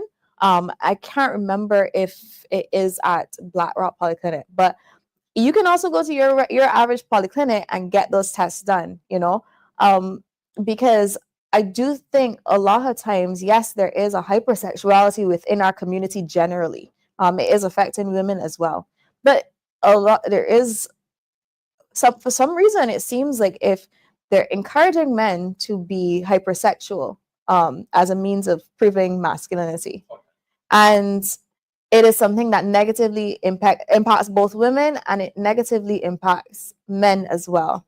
I wanna give a little bit of a touch on that, especially from being saying all sharp, right? Mm-hmm. And before you do, no, sorry. Before you do, I want to also implore the older men. I know this Mhm. you vibes. Mhm. But the older men, go and get your prostate checked. Very, very important. It doesn't make you the means of how you text. It doesn't make you less of a man. It's important that you go and get that done. I don't think that For people will early- be frightened for it, and the males will be frightened or got stem against prostate, and more against colon. And for obvious reasons. You test the same way, though. Right, there we go. You test the same way. It's There we a go. test No, in there's in a application where that is the means of which you test. yeah. You know how you test. Right? You know how you test. You learn something today. Yeah, but But that's it. yeah, I will also but say I this. By that, I guess you would know I haven't. Yeah. I'll also say this though, it's not just a men thing. If you do have issues with your ovaries, they will test you the same way too, because you can feel your ovaries, your anus. Yeah, it's not a just for men thing. It's literally the same. It is Very similar. Yeah. Very, very important. Sorry, you're about to milk. Yeah, I was going to say, in terms of understanding why men are, you say, like hypersexual things, you know, like in a man is young, especially, we have some that have average levels of testosterone, others have a lot more, and that's the way we learn to navigate, use it, you know, and that's where you will find that happening, because when you've got that level of testosterone, you naturally look to have sex. Mhm. It's normal. In fact, I even have to say that most mornings to get up like stiff chicken, like frozen chicken, like very, very, very stiff. So that is the reality situation. So when you say a man is hyperly sexualized or hyperly active in that area, I'm saying that that's a completely natural, at least on my end, thing. Completely. I don't think though that natural. there's a difference between natural sexual urges and being hypersexual. I think that having sexual desires is a natural thing, and it's important to have sexual desires for being a healthy young person, right? But there is a difference between I'm a young man, and I exist, and I see 6 women walk past, and I want all 6 of them. You understand? There's a massive difference between I have like sometimes it's not even like a case where you actually interested in all of them. It's just to prove to everybody that you can get the woman.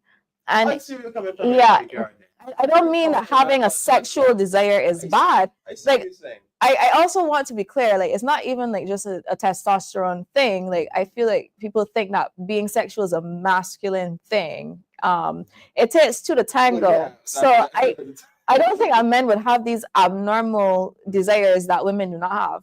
Well, I can't speak from everyone on that as well, but what I can say is that men don't schedule erections, by the way, and if a man sees a woman and he finds her attractive and that's the correspondence, he will mostly pursue that angle. So even if he's not necessarily interested in all the 6 women he see, and he's still chasing all of them, that's because of that same natural desire. However, if it leads to unhealthy action and so on, then that's on him. But I probably started from a good place. I'm not saying that they're not men out there that have just run down every woman that they see or whatever to sit there and got X amount of bodies on the net belt or whatever the case is. But that's happened pretty regular as well.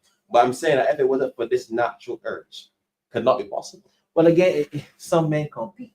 Oh yeah. I mean, and there's a lot of, I've heard stories of men talking about, they talk about, I would have gone this, they try to see how many women and so forth that they can have carnal relations with, and they compete, like a sport, So it's about peer pressure too many types of groups and so forth, and so forth that you are a part of, right? There's a lot, lots of practice sometimes for some men. Oh yeah, for some men. Again, as you mentioned, there's something called discipline. Oh yeah. Something called discipline at the end of the day. Yeah, I think that we have maxed out our time. Oh yeah. I'm going to say something a little bit controversial to end off, I have pets. And the difference between a well-trained dog and a poorly trained dog is one that runs after every stimulus and one that does not. And as such, we have to teach ourselves the discipline. We are not going to have someone to train us.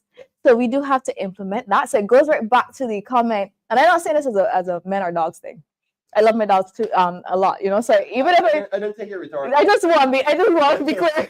No, don't say I comment dogs. But I'm saying that we learn a lot of things through the behavior of other animals because we don't see ourselves in them. But the reality is that we do see the same things, But we talked a lot about discipline, about valuing ourselves, about being strong men, about being able to chart your own path, being firm, being self-reliant, because everybody's not always going to support what you want or who you are.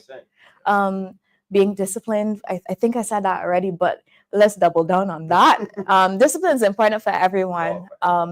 But overwhelmingly, I really want to say that I appreciate the conversation that we had today, because I do think that a lot of times men do not receive this kind of conversation. It's true. And if we don't pay attention to men and the needs of men within our society, the reality is that the needs of women will not be fulfilled because it is a cycle. Yeah. We have to take, we have to give, and we have to continue that cycle for the next generation. So ultimately, I want to say thank you to both of you for coming on, and I want to say thank you to Donald for coming on today and sharing your perspectives. I would like to encourage both of you to also continue to talk about the issues facing men within your communities, from your own perspectives and from the perspectives of people around you. Have these challenging conversations, challenge the norms that are harmful to you guys. Speak up, continue to encourage people to be better, and just continue to be good men within our society because we all need that. I'm really happy to have been a part of this conversation. I was really just here to facilitate a conversation as a woman because I can't speak directly on the issue of men. I can only contribute and learn from the conversation how to support the men within our community better. And I think that this conversation was so beautiful because I learned some things that I did not know, and I learned how I could better assist the men within our community.